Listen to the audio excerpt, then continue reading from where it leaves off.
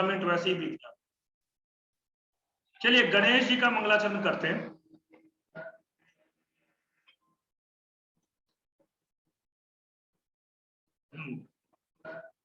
चलिए, विघ्नेश्वराय वरदाय सुरप्रियाय लंबोदराय सकलाय जगद्दिताय नागाननाय श्रुतियज्ञ विभूषिताय गौरीसुताय गणनाथ नमो नमस्ते। गौरीसुताय गणनाथ नमो नमस्ते। तो गौरीसुताय गणनाथ नमो नमस्ते। हे गौरीसुत नमस्ते तुभ्यं नमस्ते गौरीसुत अत्र विघ्नम विघ्नेश्वराय। तो विघ्न को दूर करने वाले हे गणेश जी, हमारे कक्षा में विघ्न मत उत्पन्न करना। अब हम लोग कक्षा को शुरू करते हैं। देखिए, समास का अर्थ क्या होता है आप लोगों को मैं पहले भी एक बात समझा चुका हूं। देखिए, हमारे पास में 3 चीजें हैं। सबसे पहला है संधि, दूसरा है समास, तीसरा है कारक। संधि जो होता है वो वर्ण स्तर पर कार्य होता है। वर्ण स्तर पर मतलब जो वर्ण होते हैं ना, वर्ण, 2 वर्णों के मेल को संधि कहते हैं। 2 वर्णों के मेल को, तो वहां पर केवल वर्ण मिलते हैं, शब्द नहीं मिलते। ठीक है, तो वर्ण स्तर पर जो कार्य होता है उसको हम बोलते हैं संधि। समास जो होता है वो पद स्तर पर होता है। पद स्तर पर मतलब शब्द स्तर पर। ठीक है, शब्द स्तर पर जो कार्य होता है उसको हम बोलते हैं समास। और कारक जो होता है वो वाक्य स्तर पर।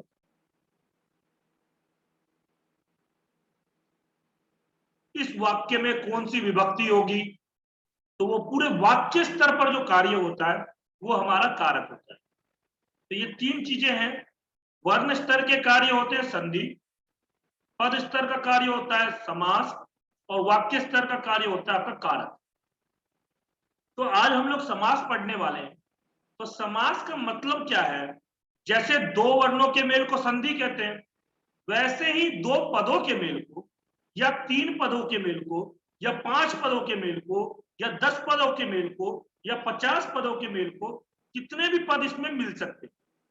ठीक है, समास की एक परिभाषा ही है अनेक पदानाम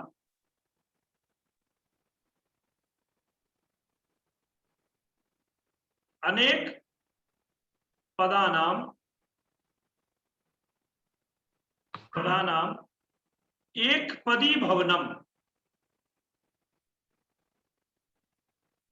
समास। देखिए, यही समास ही है कारण जिसके कारण हमें संस्कृत जो है कठिन लगती है।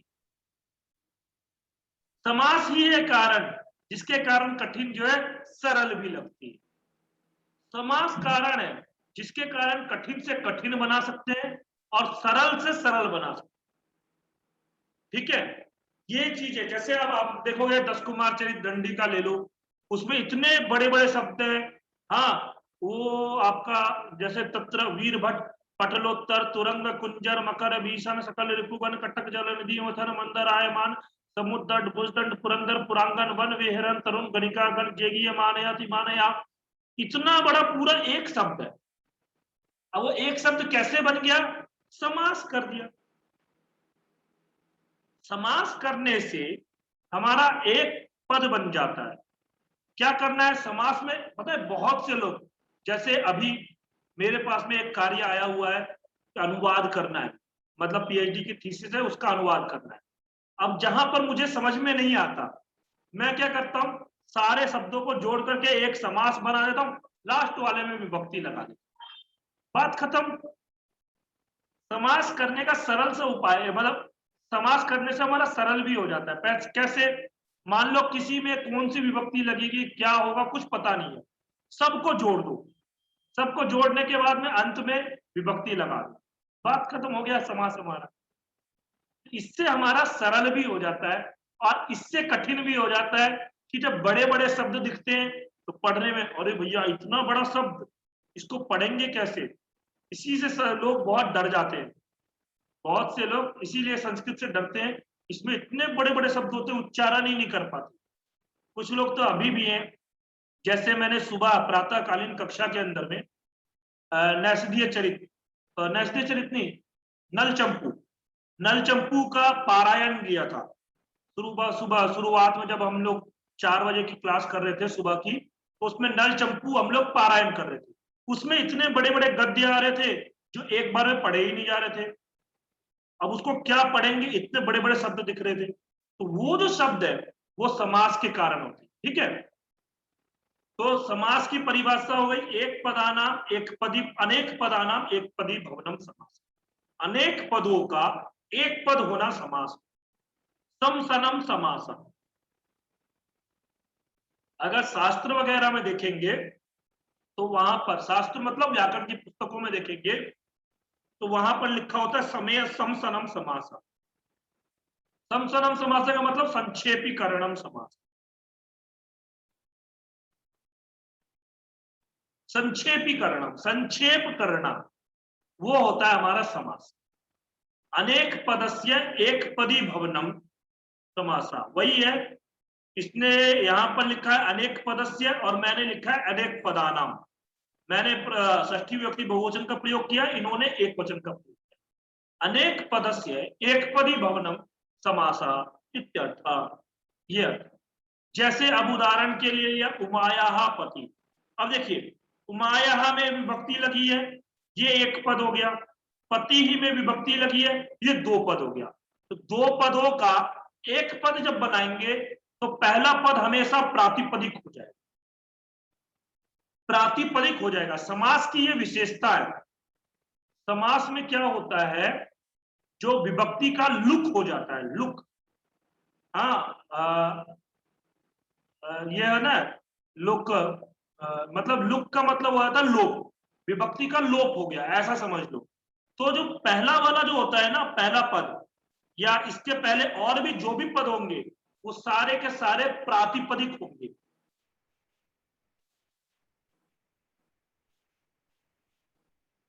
ठीक है, प्रातिपदिक होंगे। समास की ये विशेषता है। विभक्ति कहां लगती है, विभक्ति अंतिम पद में लगती है। ठीक है, अंतिम पद उमापति, तो उमाया पति, यहां देखा हमने क्या, उमाया पति, उमाया में भी विभक्ति है और पति में भी विभक्ति है, दोनों में विभक्ति है, तो दोनों अलग अलग पद है। पद का मतलब क्या है, जब तक उसमें या तो सुप लगेगा या तो तिंग लगेगा, तभी तो बनता है सुप तिगंतम पदम, सुबंतम तिगंतम च पद संज्ञा स्यात्। तो या तो सुप लगा हो या तो तिंग लगाओ। तो जब उमाया में भी सुप लगा है, गस गस विभक्ति गस प्रत्यय आया है, और पति में सु प्रत्यय आया है, तो दोनों में प्रत्यय लगने के कारण तो दो पद हो गए। और वही क्या कर देंगे, दोनों को मिला करके एक पद जब बना देंगे तो केवल पति ही में लगा है सु प्रत्यय, बाकी उमा में कोई प्रत्यय वगैरह नहीं लगा है, तो वो एक पद ही नहीं है।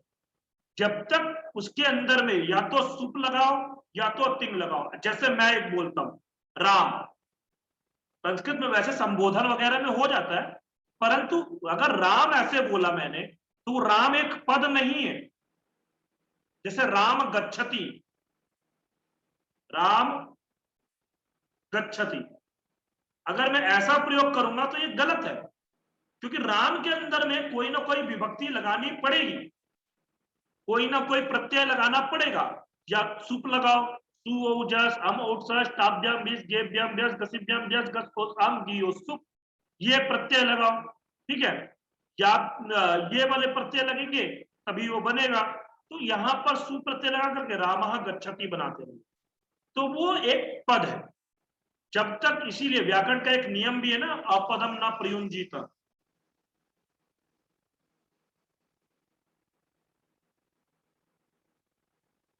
जब तक वो पद नहीं बनेगा तब तक अपदम, अपदम ना प्रयुंजीत, तो उसका प्रयोग ही नहीं करेंगे। तो इसलिए हमें समास के अंदर में अंतिम वाले में विभक्ति लगानी होती है, बाकी सारे प्रातिपदिक लगा दो।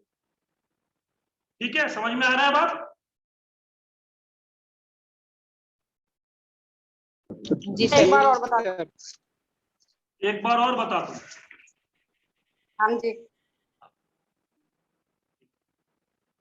देखिए यहां पर ये है उमायाः पति, ये है उमायाः में षष्ठी विभक्ति है, ये एक पद है। षष्ठी विभक्ति के लिए कौन सा प्रत्यय है? गस।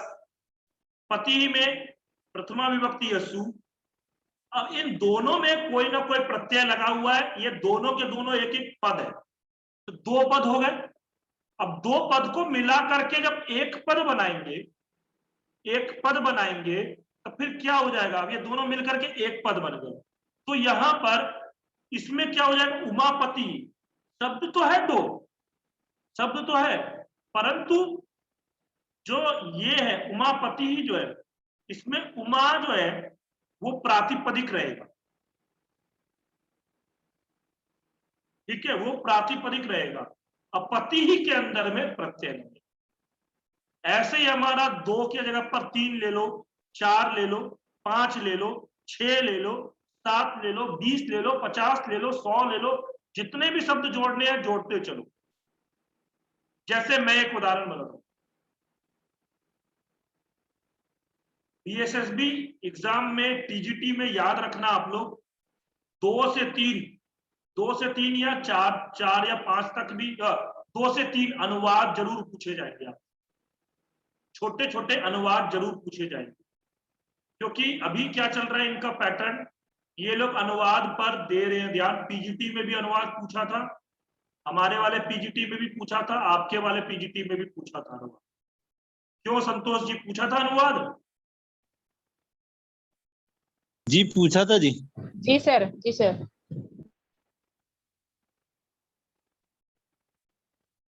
ठीक है, तो यहां एक चीज देखो कि उमायाः पति अगर बोला, उमायाः पति नहीं, मैं क्या लेने वाला था,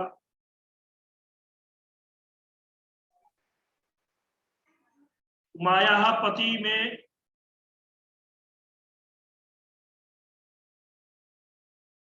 हाँ, उमायाः पति में देखिए यहां पर दो पद हैं, एक ये पद हुआ, दूसरा ये पद हुआ। तो इसमें क्या हुआ? पहला जो पद है वो प्रातिपदिक हो गया। जैसे मैं बोला रामस्य पुत्रः, तो क्या बन जाएगा? ये रामस्य एक हो गया और पुत्रः दूसरा हो गया, पुत्रः। तो अब क्या कर देंगे? राम पुत्रः, ऐसा। जैसे हम अब 3 पदों को मिलाना हो, जैसे ऐसा है सुरेशः, गणेशः, महेशः, संतोषः,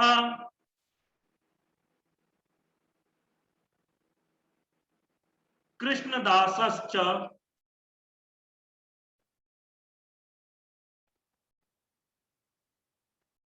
कृष्ण दासश्च गच्छन्ति।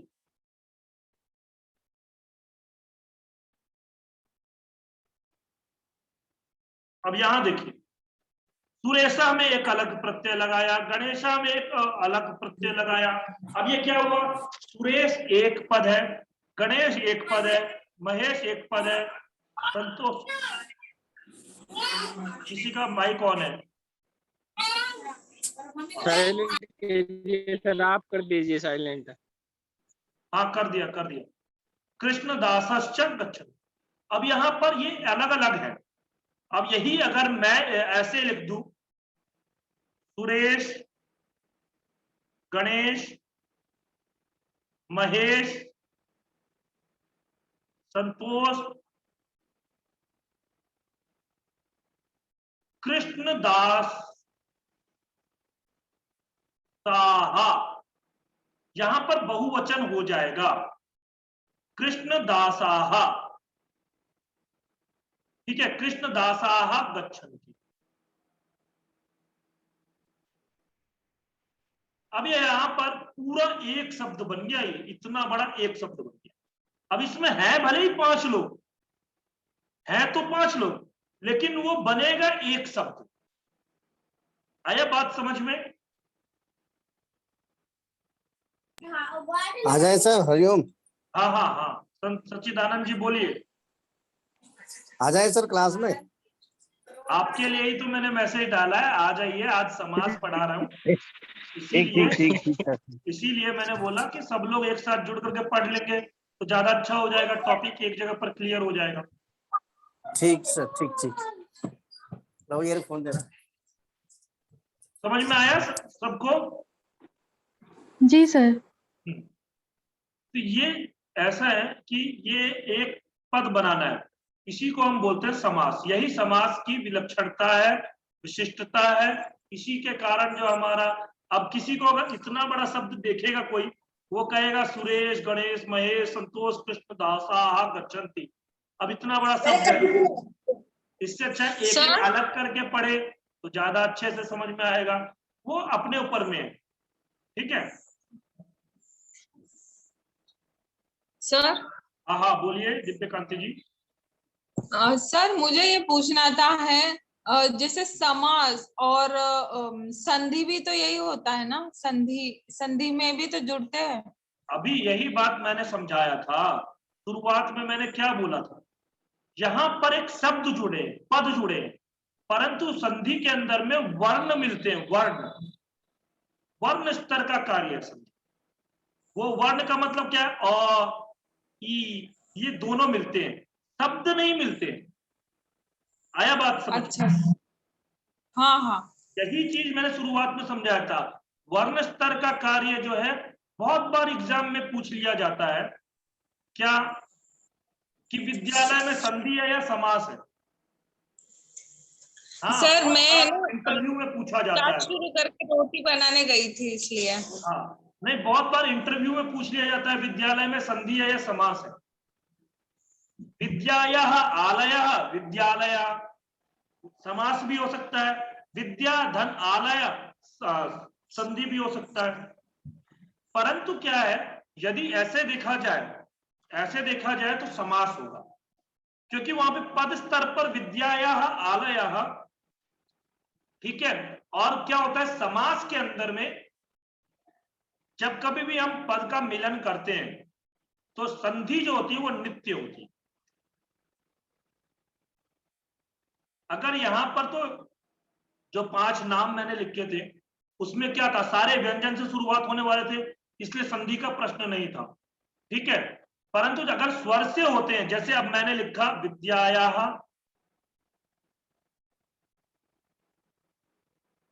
आलयः, ठीक है, ये है विद्यायाः आलयः, ठीक। अब इसमें क्या बन जाएगा, विद्या आलय, आलयः, विद्या में प्रातिपदिक आ गया और आलयः हो गया। अब यहां पर जो है ना, यहां पर संधि करना नित्य है, समास के अंदर में नित्य संधि होती है, वाक्य के अंदर में हमारी विवक्षा होती है।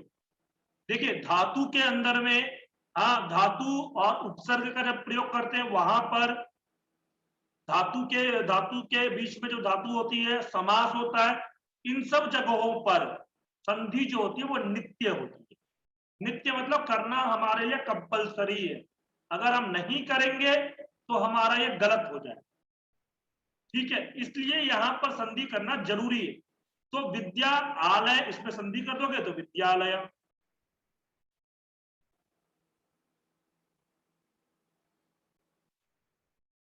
ठीक है, ऐसा बने। आया समझ में? वो है तो संधि कार्य भी हुआ है इसमें और समास कार्य भी हुआ है, ठीक है। वो इंटरव्यू वाले पर डिपेंड करता है, इंटरव्यू में क्या पूछा जाता है। बहुत बार एग्जाम में कंफ्यूजन करने के लिए वो लोग पूछते हैं, एग्जाम में नहीं, इंटरव्यू में, एग्जाम में नहीं पूछा जाता ये सब चीजें, एग्जाम का विषय अलग है। एग्जाम में तो आपसे अभी अव्ययी भाव समास, उसका विग्रह, ये सब चीजें पूछी जाएगी। सर कोई 2 चीज दर्शानी हो, फिर मतलब जैसे कोई लास्ट में जैसे समास बनाना है किसी पद का, मान लो जैसे जैसे राम श्याम पूजा और 2 घनश्याम हमारे घर आएंगे। अच्छा, ठीक है, ऐसा कर लो। देखिए रामः श्यामः पूजा घनश्यामो, यही है ना? हाँ हाँ जी, हाँ जी।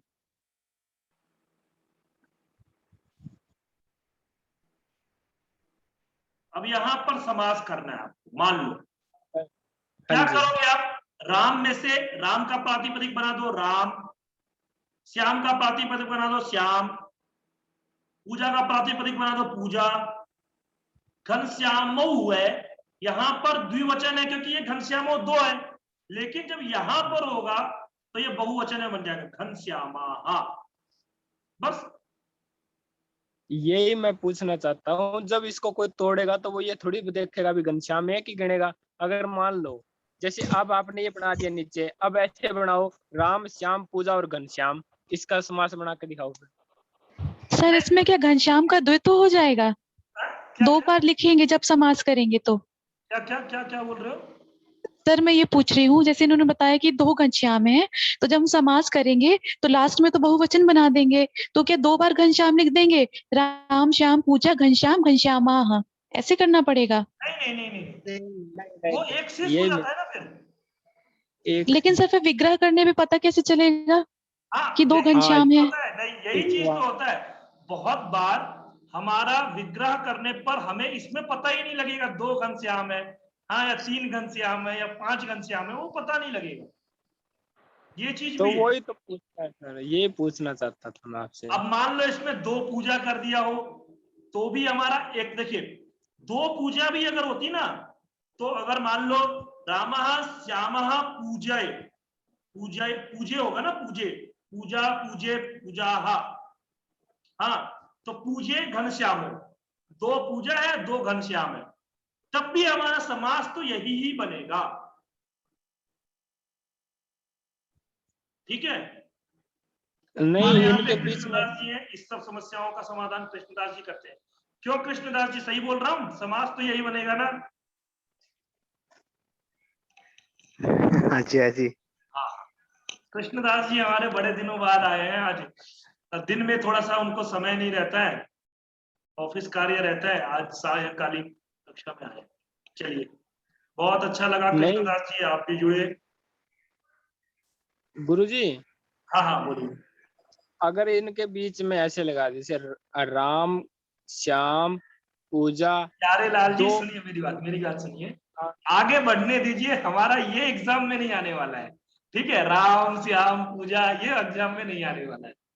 ठीक है? नहीं वहां पे ये करना तो पड़ेगा सर, मतलब जैसे कोई आ जाए ऐसा सिस्टम अच्छा, फिर हाँ जी, बोलिए एक बोलिए। सेकंड जी, विग्रह करना एक आ गया सेकंड। कोई। सर संस्कृत की ये समस्या हमेशा से रही है, इसीलिए संस्कृत ग्रंथों की टीका लिखने की जरूरत पड़ गई, क्योंकि सर वहाँ जी, सामासिक पदों का विग्रह सबने अपने अपने हिसाब से किया।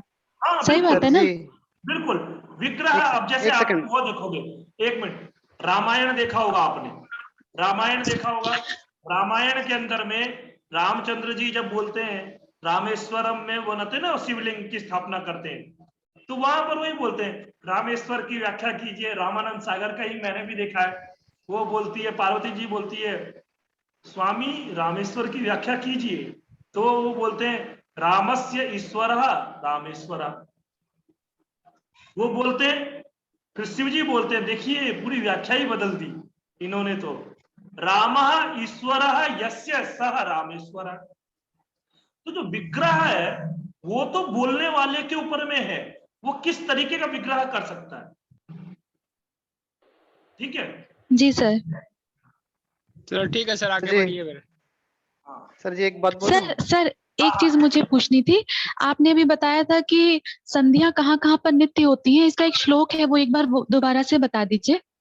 तो कभी मुझे स्मरण नहीं आ रहा है, हाँ, इसीलिए मैंने मैं अच्छा बोलूं अच्छा जी? सर, जब वो संधि प्रकरण में आप बता दीजिएगा, कोई नहीं। हाँ हाँ, कृष्णदास जी बता देंगे, कृष्णदास जी कुछ बोलना चाह रहे हैं। हाँ बोलिए कृष्णदास जी। पहले वो कार्य का बोलता हूँ। संहिता एकपदे नित्या नित्या धातुपसर्गयोः समासे नित्यम वाक्ये तु विवक्षाम अपेक्षते। हाँ देखिए, संगीतैक पदे नित्या, संगीतैक पदे नित्या, आगे नित्या धातु उपसर्गयो, नित्या धातुपसर्गयोः धातु सर्गयो, समास क्या है आगे? नित्य समासे वाक्येतु नित्या समासे नित्यं सम- वाक्ये। हाँ जी वाक्ये तु विवक्षाम अपेक्षते। हाँ जी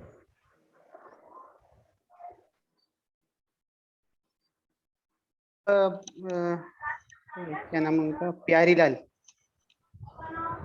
उन्होंने पूछा ना जी, वो रामाह करके बोलते हैं, वो रामाह में श्री राम को भी मिलाते, ये भार्गव राम को भी मिलाते हैं, और ये हमारा बलराम को भी मिलाते हैं, तीनों को मिला के रामाह बोलते हैं।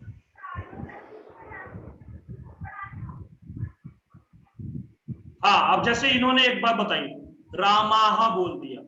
अब ये रामाह में कोई जरूरी नहीं है ये राम ही जुड़े हो। रामाह में राम भी जुड़े रहते हैं, परशुराम भी रहते हैं, और आपके बलराम भी आ जाते हैं।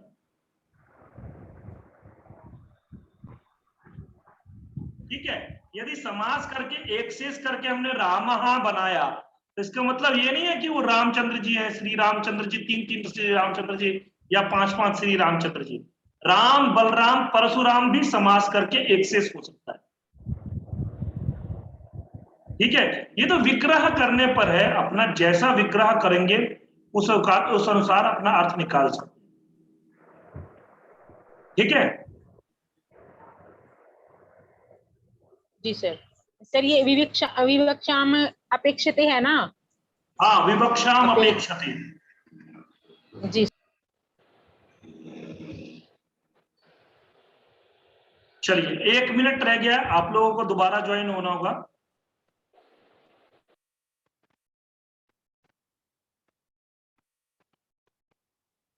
ठीक है, समासा सुबंतानाम भवति न तो तिगंतानाम।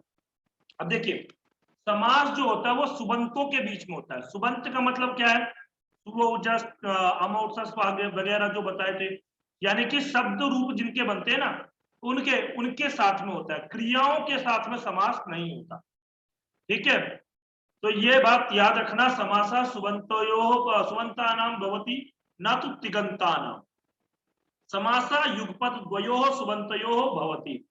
समासा युगपद, युगपद का मतलब है एक साथ, दो सुबंतों के बीच में हो, दो सुबंतों में भी होता है, दो